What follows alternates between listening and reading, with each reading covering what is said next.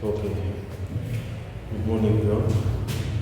In the previous lectures, we talked about diesel direct and indirect injection systems. Okay. We will talk about the last part of it today, of the general direct and indirect systems, which is their classifications or division. The slide is slightly messed up, but I divided it into the two following slides. So we have these combustion systems, and they are divided into direct and indirect injection systems. Okay. The first three types, let's explain it in this lecture. The first three types are for the indirect injection diesel engine, which has three types: breech chamber, swirl chamber, and air cell. And for the direct injection, we have three main types: the quiescent, which has low swirl, medium swirl, and high swirl. As we previously mentioned, the differences between the direct and indirect injection diesel engines is that the direct injection heavily relies on fuel injection pressure, high fuel injection pressure, to mix the air with the fuel, and from the atomization and mixing and combustion, and it has low swirl. While in the indirect injection diesel engine, the swirl is high, so we rely on lower injection pressures. Okay? So, for the indirect injection, the three types that are present in front of you, two of them are commonly used, which are the breech chamber and the swirl chamber. The air cell type is rarely used. Okay? For the breech chamber and swirl chamber, you can see from their construction, they are similar to each other with slight differences. They both depend on there is a cavity in the cylinder head which is connected with an orifice to the main chamber so that the flow can transfer between them. The main differences is that, as you can see, the breech chamber, the volume of the breech chamber is less than the volume of the swirl chamber. Okay? So, from what we said last time, do you see a disadvantage for increasing the volume in the swirl chamber?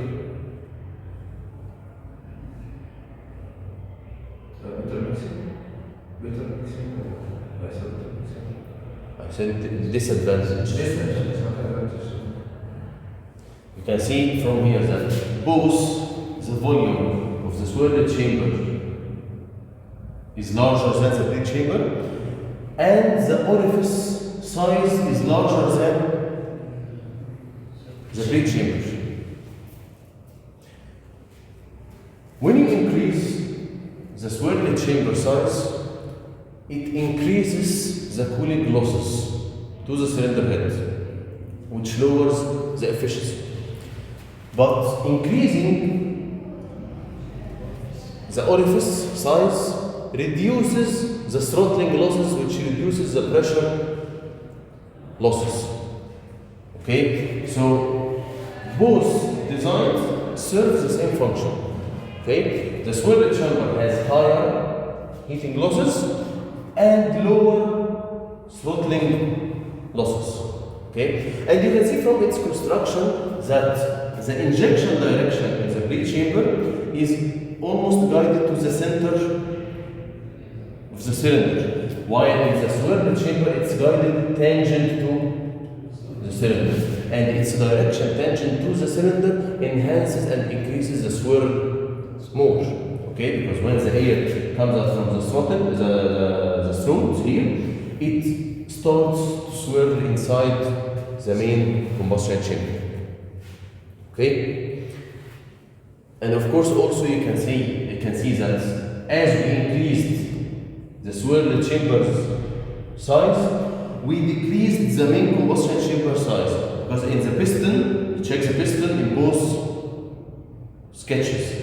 So the piston in the breech chamber has a small ball inside it, but the volume of the swirl chamber is larger, so the volume available inside the combustion chamber is smaller, so the piston is flat. Okay? For the air cell, the injector here is on the left, and the air cell is on the right. You see this middle gap, the squared gap inside between both of them.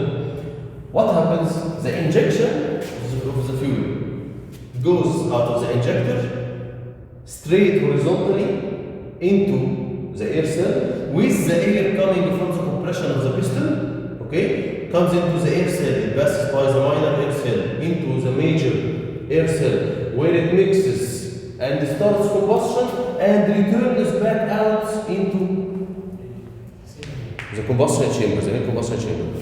This has a very high losses from the throttling of going through the air cell in there and going outside, and also this dead area at the top, it reduces, it traps lots of the exhausts, so the residual mass inside the cylinder is high, okay, which reduces the efficiency, okay.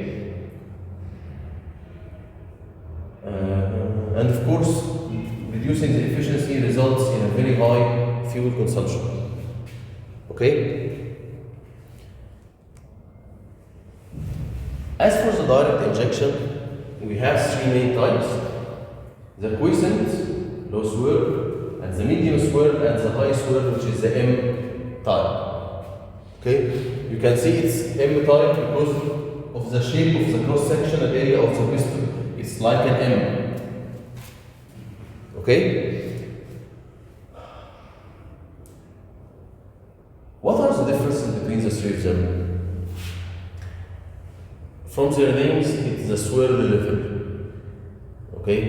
So, the M type has the highest value of swirl, and the quiescent has the lowest value of swirl.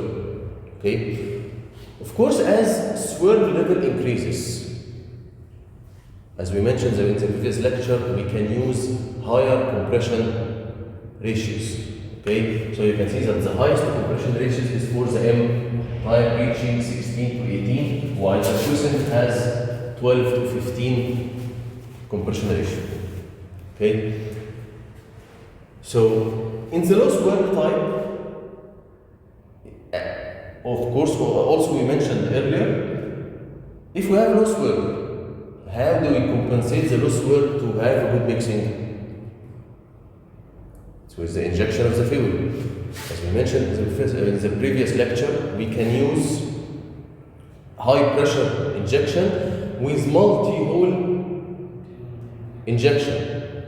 Okay? So, in the quiescent type, which is the low swirl, it has a 6 or more hole injector. Okay, to distribute the fuel well across the cylinder. Okay, and as you see, when you go from low swirl to medium swirl, the number of holes of the injector is what? Is reduced because you increase the swirl, so lower number of holes can do the job and get better mixing. If you compare the shapes of the quiescent low swirl with the medium swirl, the shapes of the piston, you can see that the pistons are of similar construction. It's like you compressed the medium swirl piston to the side, to the middle. Okay, the ball size in here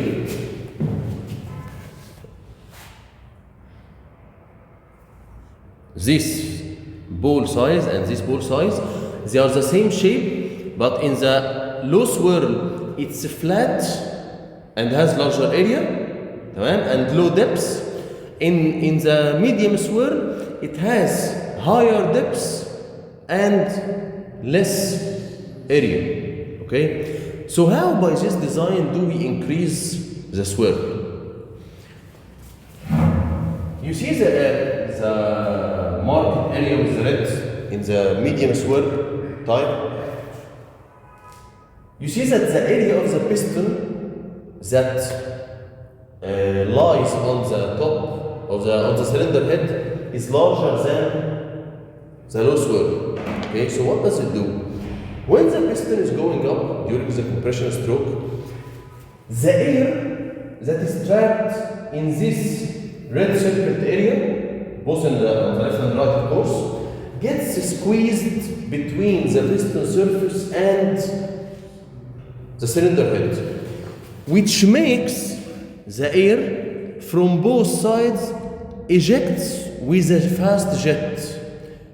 This way, goes this way and creates swirl. And from the other side, it goes this way and creates swirl. Okay? This happens here also, but due to the small area, the swirl isn't that much. Okay? For the third type, which is the M type, the high swirl type, you can see that we changed the direction of the injector. The injector in both low and medium swirl types, it's centered in the middle and center of the cylinder. Okay? But in the swirl type, it's tangent to the cylinder. And we changed the bowl size and shape. Okay, you see it's a single ball in the middle of the cylinder. Okay, we rely on its shape, that the fuel when it's injected from the injector will go tangent to the piston surface, the ball surface, and starts to create swirl. So we use the fuel jet itself to create swirl and increase the swirl inside the combustion chamber. Okay? But from this design, can we use multi-hole injector in this design? No, because if you use the multi-hole injector, some of the fuel will hit the walls and condense on it.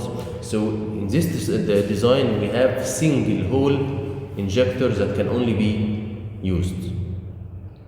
Okay, so as you see in these three designs, as you increase the swirl, you can reduce the number of holes of the injector, and you can increase the compression ratio of the engine.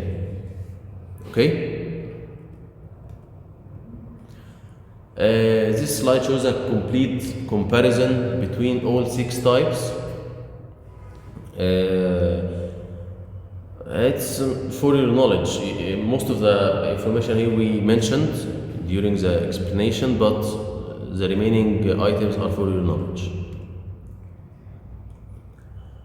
Now let's move to the next part, combustion phases.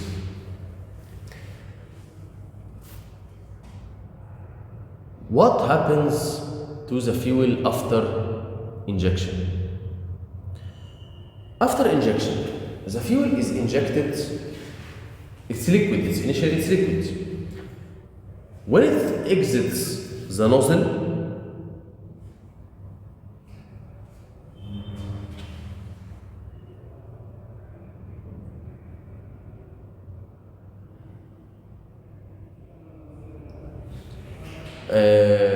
when the fuel exits through the nozzle, it starts the atomization process,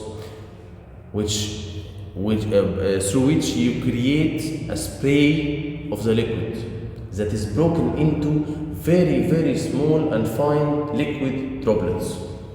Okay, these liquid droplets come in contact with the hot air from the combustion after the compression stroke. So the hot air starts to evaporate the fuel, these fine droplets. After these droplets evaporate and they become vapor, they then mix with the air to make or form a combustible mixture. Okay?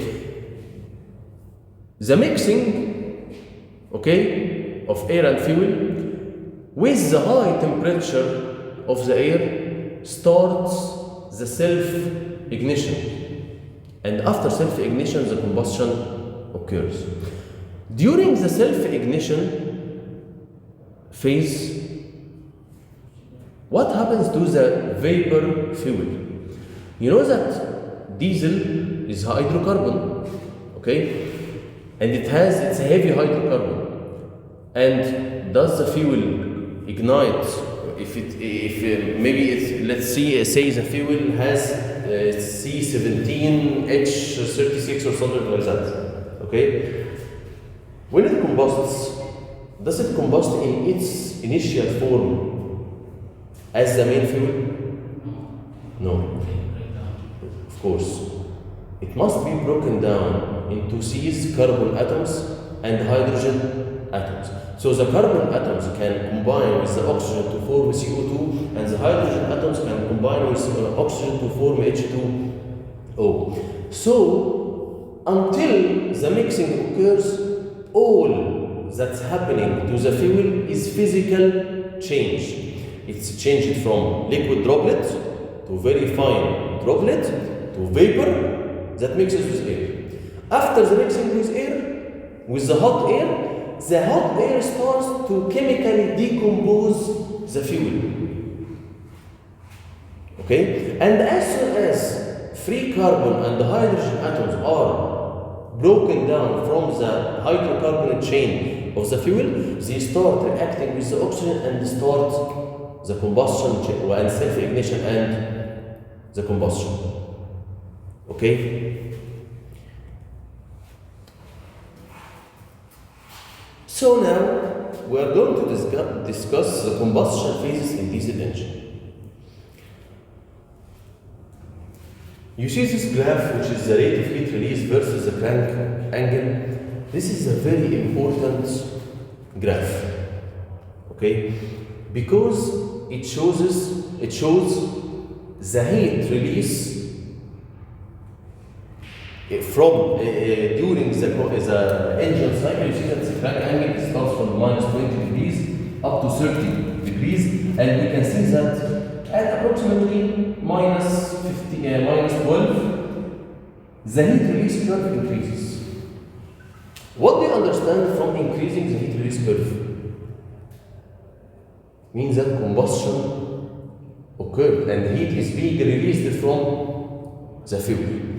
You can see that the heat release curve increases till it reaches a peak, decreases, starts increasing again, and continues decreasing till it reaches approximately 0. Okay?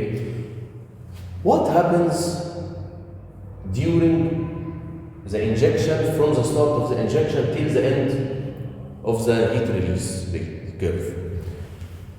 If you check this figure, you can see that the start of injection is approximately at point A, which is approximately minus 18 degrees before 18 degrees before the crank, before the top dead center. Okay? But when does combustion occur? Did it occur exactly at the start of injection? No combustion occurred for approximately 6 crank angle degrees. Then the combustion started. Okay? This period is called the ignition delay period. Okay? What happens in this ignition delay period? What happens is what we just mentioned during the combustion. The ignition delay period is the time from the start of injection till the start of combustion. What happens during this period? What I mentioned is that it starts initially after the injection, fuel starts to break into very fine droplets, then it starts to evaporate, okay, and mixes with the air. After mixing with the hot air, it starts till now its physical delay due to the physical change or physical phase change of the fuel. After this, we come into the chemical delay, where the fuel starts to decompose and reacts with the oxygen in the air inside the cylinder, then combustion can start. Okay? At this point, point B, okay, which is the end of the ignition delay period. So, as you said, the delay is divided into physical delay and the chemical delay. Okay?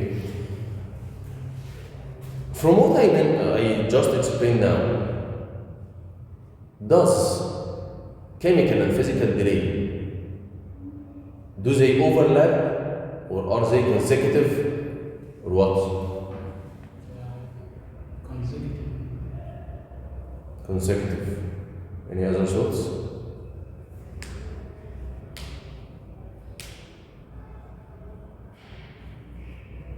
They are only consecutive at the beginning of the first injection part. Does the injection start and end in this ignition delay period? No. Ignition starts at point A and ends at this point after the top dead center. All this time injection is happening. This is the injection duration. Okay? Exactly right. At the beginning of injection, they are consecutive. Okay? But as injection continues, start mixing. Yes. The fuel that is being injected from the injector starts to endure physical delay. And the fuel that has already been injected before it starts to endure chemical delay. So they are overlapping after the injection starts. Okay, they are both happening at the same time to different parcels of fuels that have been injected inside the cylinder. Okay?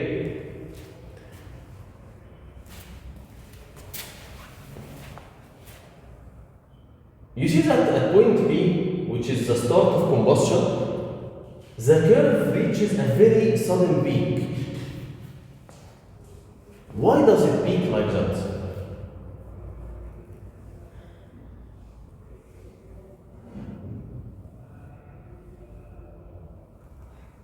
Why does it peak like that?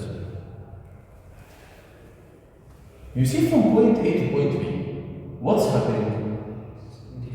Delay. Of course, there is a delay, but what it started at point A? Injection. So fuel is being accumulated inside the cylinder during the ignition delay period. Okay? And it has been mixed with the hot air. Okay? It has been evaporated, it has been chemically decomposed, and it's ready for self-ignition and combustion.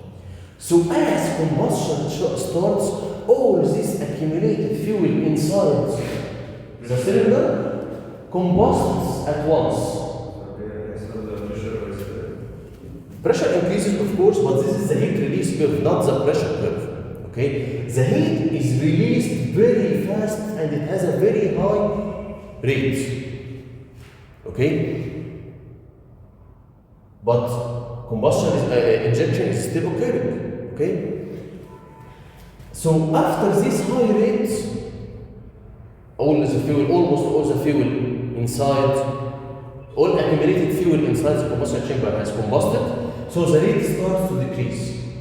But the injector is still injecting fuel, so the rate slightly increases till the end of injection, then no more fuel is being injected into the cylinder, so the remaining fuel inside the cylinder is being combusted and the heat release rate decreases. So what happens in this zone from point B to point C, which is the pre-mixed combustion phase? During this zone, as I mentioned, all the fuel accumulated during the ignition delay period is combusting at once, okay, creating an abrupt combustion and high release rate. Okay? After point C, which is from point C to point D, it's called the mixing controlled combustion phase. What happens during this period? Injector is still injecting fuel. So as fuel is being injected, it comes in contact with the hot combustion gases and the hot air inside the cylinder. It passes through the physical and chemical delays very quickly due to the very high temperature inside the cylinder and starts combusting, releasing heat. And the heat release rate curve increases slightly. Then, after injection ends, the heat release rate decreases. Okay? Till we reach point D. Till point E, which is the end of the heat release curve, it's called the late combustion phase. Because at this point, the piston starts to move down during the combustion stroke. So the pressure and temperature inside the combustion chamber starts to be slightly reduced. Okay? Making it harder for the lately injected fuel to combust. And also, you know that the mixing of air and fuel isn't that good in diesel engine. So the part of fuel that didn't combust during the previous phases starts to combust late when it mixes with the oxygen. Okay? And almost all the fuel that combust during this phase, late combustion phase, doesn't produce usable work or useful work in the engine. Okay?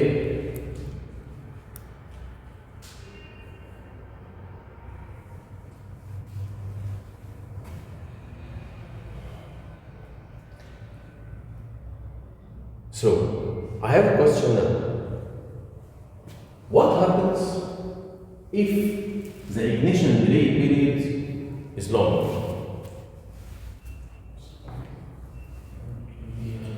Accumulation of fuel in the cylinder. Correct. Rapid combustion. You're correct. That's your accumulation and temperature rise around here. صح. The fuel, lots of fuel will accumulate inside the cylinder. So the pre-mixed combustion phase will have a very high and abrupt heat release rate, which results in a very high pressure inside the combustion chamber.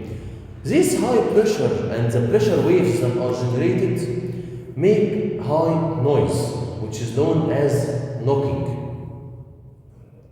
Okay? That's why diesel engines have loud noises due to the knocking that occurs in the combustion. Because the combustion in diesel engine is uncontrolled. It's due to the self-ignition. Okay? So always knocking occurs in diesel engine, but with stages from lower to high severity knocking. Okay? So as the delay period increases, more fuel is injected and mixed with air. All this mixture combusts rapidly, pressure rises, steepness increases, and the engine operation becomes rough and knock occurs. So, do we want the ignition delay period to be long? No, we need it to make it to be as short as possible. Okay? So, how do we keep it short?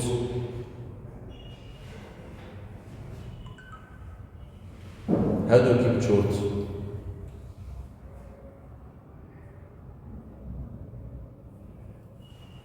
Any ideas? هل الموضوع له بالتمبريتشر الجلو بلاج يعني لا. الجلو بلاج, the glow plug, your colleague is saying that you can use the glow plug to increase the temperature. Glow plug only is useful at the cold start. not during the engine operation. It's turned off during engine operation. So the pressure. You can increase the temperature and the pressure. Because if you increase the temperature and the pressure, you will make the physical delay and chemical delay shorter. If you increase the temperature, what happens during the physical and chemical delays? As I said, fuel evaporates, mixes with air, starts chemical decomposition, and starts combustion. If I increase the temperature, wouldn't I expedite and make all these steps faster? Of course. So if I increased the compression ratio, okay, I will have higher temperature and the pressure inside the cylinder, okay, which will make the fuel vaporizes faster and decomposes faster and starts the combustion faster. Okay? And I can do something else from the fuel side. I can use higher cetane number fuel, because as I mentioned, the cetane number is, as it goes higher, it represents the ease at which the fuel combusts. So if I increase the cetane number of the fuel, it will combust easier, so it will decrease the ignition delay period time. Okay?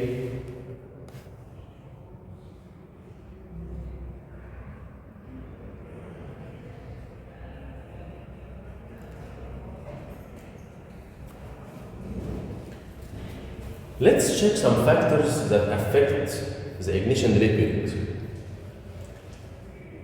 First of all, the left curve, the x-axis is the break-in effective pressure, which represents the engine load, and the y-axis is the ignition delay period. You can see that in all curves, and of course there are 3 lines here representing different cetane numbers. You can see, as I mentioned just before this slide, as we increase the cetane number, what happens to the ignition delay period? It decreases. So higher cetane number results in lower ignition delay period. But for the same cetane number, you see as load increases, the ignition delay period also decreases. As the load increases, the ignition delay period decreases. Why is that? Because what is meant by increasing the load? Increasing the load, you depress the accelerator pedal more, which means that you inject more fuel inside the cylinder, which means that combustion is much higher with larger amount of fuel. Okay? And as larger amount of fuel are combusted, the cylinder walls and surfaces have higher temperature. Okay? And we know, of course, in all engines there are residual exhaust that remains inside the cylinder. This residual exhaust has also at higher load has higher temperature.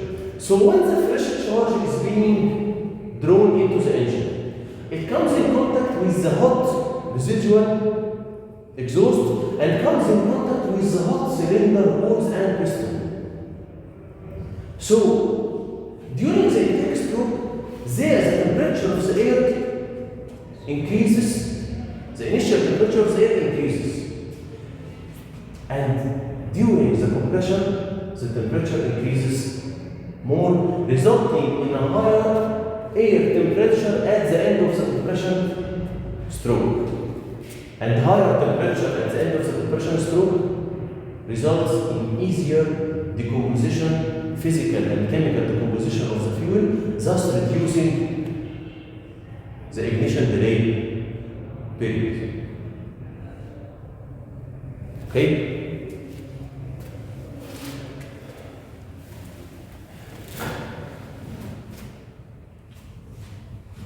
The middle curve, it's a relation between the cetane number and the ignition delay period. You can also see that as you increase the cetane number, The x-axis is the theta, the crank angle degree, and the y-axis is the pressure. You can see that as you reduce the cyclane number, combustion is delayed and the pressure rise increases. Because if you delay combustion, more fuel is accumulated during the ignition delay. So when it combusts, the pressure rise is very steep. Okay?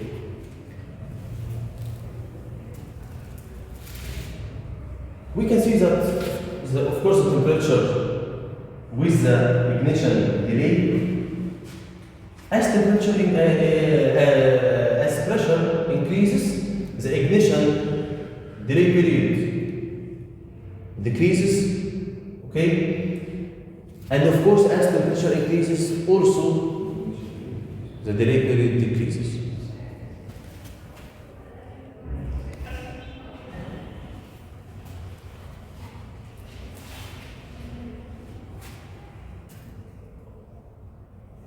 We will now see the effects of advancing or retarding the injection timing on the ignition delay period. If we advance the injection, what do you mean by advancing the ignition? Starting the injection early. Okay? When I inject early, did the piston reach or come close to the top dead center? No, it's still on its way up. So, when in its way up, is the temperature and the pressure inside the combustion chamber, are they high? No, they are still increasing. Okay? So if I inject it early, the pressure and temperature inside the combustion chamber at the start of the early injections, they are still low. Okay? So when they are still low, dust evaporation and chemical and physical decomposition occur quickly? No, they are slow. So more fuel accumulates inside the combustion chamber. So ignition delay increases and pressure release or heat release is very high after combustion and knock occurs. You can see that from this curve. The left one is if we injected 30 degrees before top dead center, the second one 20, and the last one is 10. Okay? As you advance the injection, the peak of the pressure increases, resulting in high levels of knock inside the engine. Okay? So, what if we retard the injection time? Maybe make it at 10 degrees like this curve. If we retard the injection, it means we inject very close to the top dead center. When we inject very close to the top dead center, the pressure and temperature are high. Okay? But as soon as the piston passes the top dead center and starts going down, what happens to the pressure and temperature inside the combustion chamber? They start to decrease quickly. So the injected fuel can't ignite well due to the lower temperature and pressure inside the combustion chamber during the power stroke. So if you retard, the pressure and temperature are very high, but the piston is at or past the top dead center. So as it passes the top dead center, the temperature decreases quickly. Okay? And of course, results in increasing the ignition delay. But increasing the ignition delay doesn't result in knocking. If we retard the injection, no, because Again, what is knocking? It's combustion, abrupt combustion or sudden combustion that generates very high pressure waves inside the combustion chamber. But knocking occurs because these high pressure waves occur when the piston is still before or at the top dead center, and the combustion chamber volume available is very small. But as the piston passes the top dead center and goes down, the volume inside the combustion chamber increases. So if the highly generated pressure is counteracted by increasing the volume. Okay? It's like you exploding something in a balloon or in a solid container. Which one will result in a higher pressure? The solid container, because the volume is confined, controlled. But the balloon can expand its volume. So if it expands its volume, the pressure decreases. Okay? So, if you advance the start of injection, you will have higher ignition delay period and knocking will occur due to the high generated pressure. If you retard the start of injection, you will have, of course, also longer ignition delay period, but the combustion will occur after the top dead center during the piston going down in the expansion stroke, which will result in loss of power due to the increased volume of the cylinder. Okay? And of course, as the compression ratio increases, what happens to the ignition delay period? It decreases, because if the compression ratio increases, pressure and temperature increase, and the ignition delay decreases. Okay?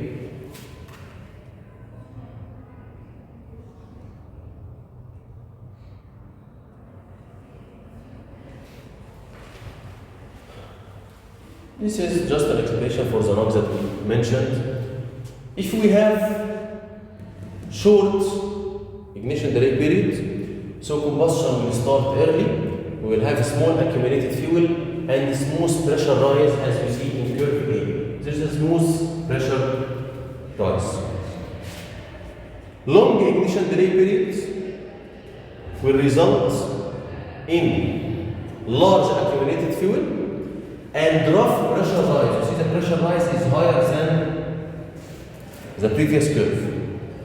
If very long ignition delay period, the accumulated fuel will be very large and we will have instantaneous pressure rise and we will have pressure waves. You see that the curve, see, the pressure is going up in spikes. It's not smooth, which creates the knock.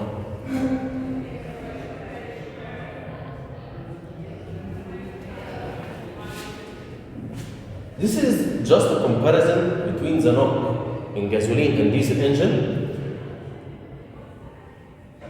In compression ignition engine, as we also mentioned this, that we have heterogeneous mixture, so rate of pressure rise is lower, but the peak pressure is higher. Okay?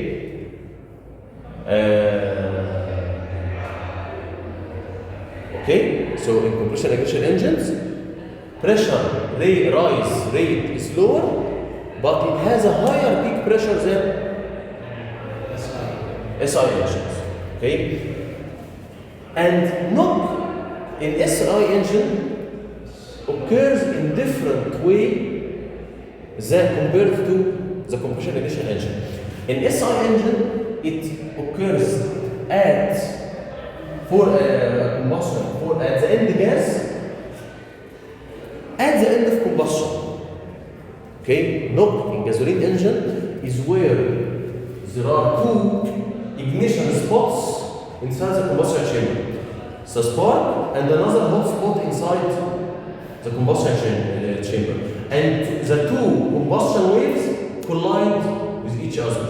That creates knock in SI engine. Okay? But in diesel, knock occurs due to the abrupt and very high pressure rise due to the sudden combustion of accumulated fuel at the beginning of the combustion.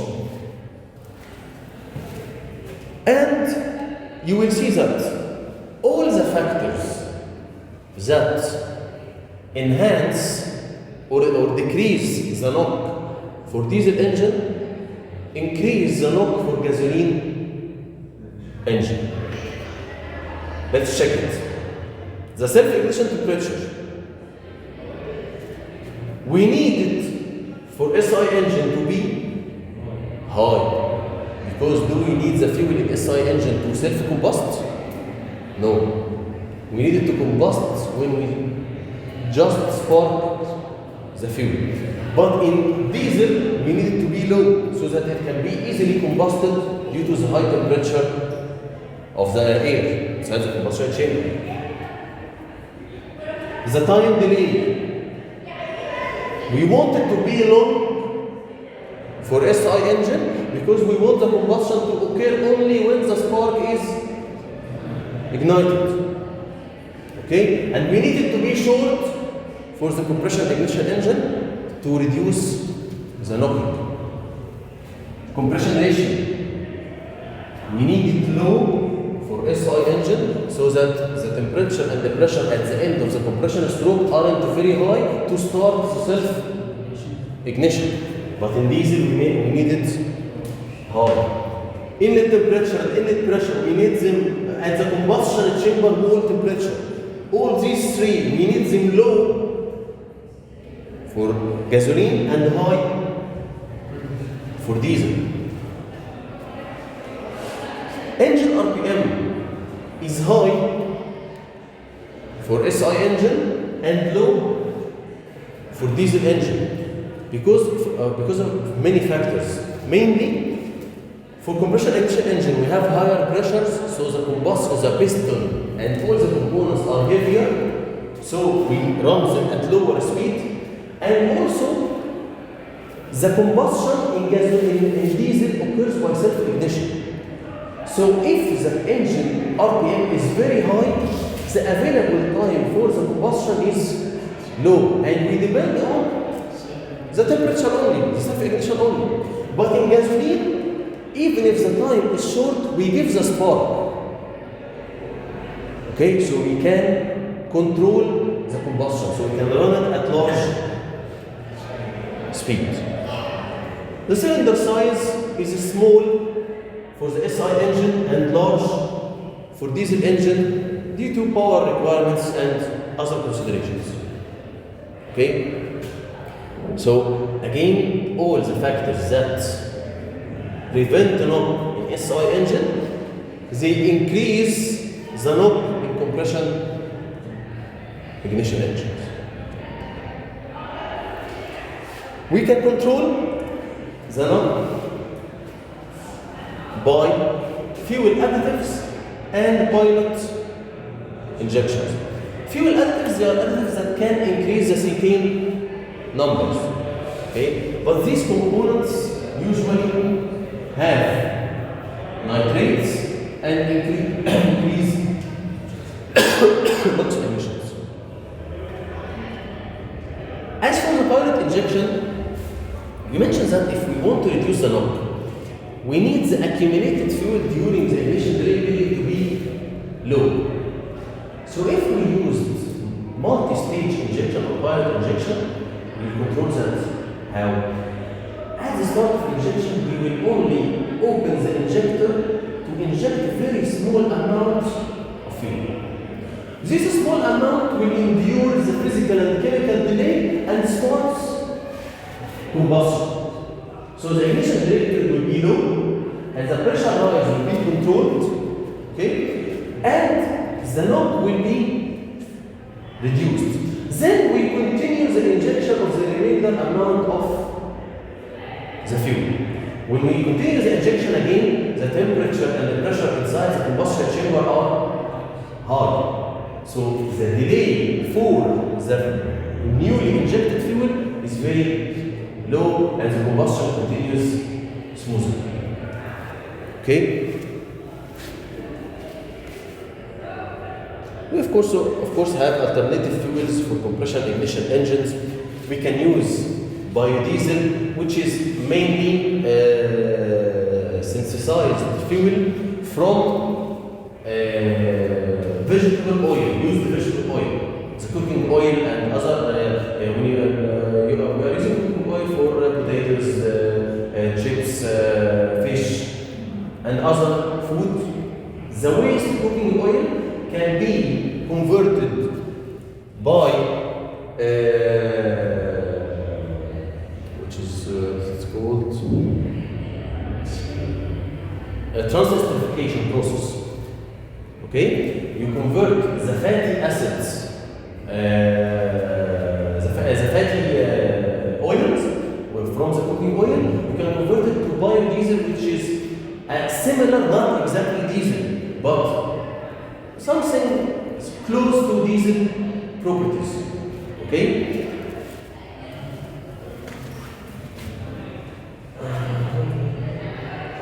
There is also synthetic fuel, the same fuel, which is similar to diesel fuel that is synthesized and made from coal or natural gas or biomass. Is converted from, you can convert coal, natural gas or biomass to a diesel-like fuel through a process called Fischer-Tropsch synthesis that converts gases and solids to liquids. Okay, this process can be used, the Fischer-Tropsch process, where in some areas they have large amounts of coal or natural gas, but they have very low amounts of oil, of fossil oil. Okay, so how do they generate the diesel fuel? Instead of importing the diesel, they manufacture it from the coal and the natural gas by this method. Okay? Of course, there's a little confusion when we talk about the oil, the cooking oil or waste oil, and the biofuel and the biodiesel. People get them mixed together and say, why don't we use the oil directly instead of diesel? Okay, why do you have to convert it to biodiesel? Oil, cooking oil, you can see that it can, on the walls of our kitchens, there is gunk material, sticky material on the walls from continuous cooking. Okay, the oil evaporates and forms a sticky material on the surfaces. Imagine if this sticky material is formed inside the combustion chamber. What will it do to the injector opening? Close it and plug the injector, and it will have solid and sticky residues on the walls of the combustion chamber. Okay, so we can't use oil directly into the diesel engine. It will have very poor atomization, it will have very high viscosity and density, which will affect the rate of fuel injection. It will cause cooking, thermal cooking on the injector tip, and it will generate high emissions. That's why we have to convert the oil first into biodiesel. This is a quick comparison between diesel and faint fatty acid side esters, which is a biodiesel. Okay, you can see that the ethane number, they are both similar. The density of biodiesel is slightly higher than diesel.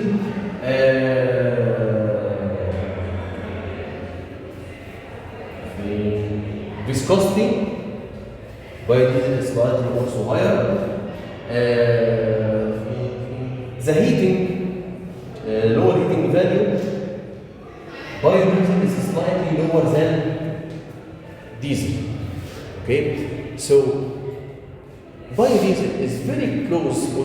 to diesel, okay? It's renewable, it's environmentally friendly, but it has lower heating value and higher viscosity and density. So if you want to use biodiesel in a diesel engine, you will have to perform some modifications on the injection system to accommodate the changes, the variable properties between biodiesel and diesel. Or you can use a mix. You can mix small amounts of biodiesel with large amount of diesel. So the majority of fuel is still diesel. Okay? Any questions?